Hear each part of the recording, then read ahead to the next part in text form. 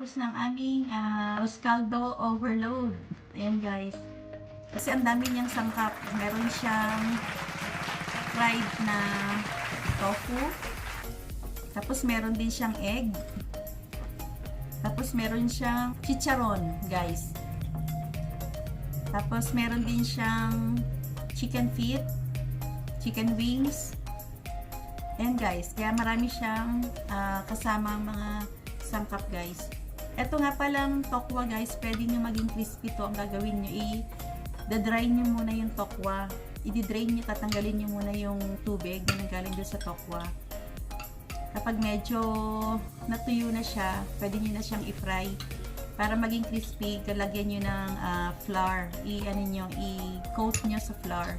Wala nang asin guys, so lalagyan nyo lang ng flour guys. And then, tsaka nyo siya ipa-fry para maging crispy siya.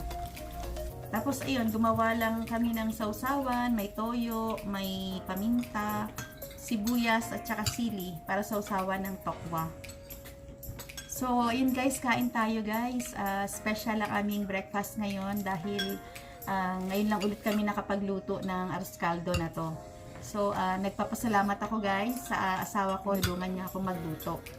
So kaya special guys ang aming breakfast for today. So ang asawa ko ang talagang magaling magluto. Ako guys, lutong bahay lang yung aking recipe. Kaya nagpapasalamat ako dahil nandyan yung hobby ko para samahan ako today na magluto guys ng Roscaldo overload. So thank you guys sa inyong panonood sa amin. So kumain tayo guys.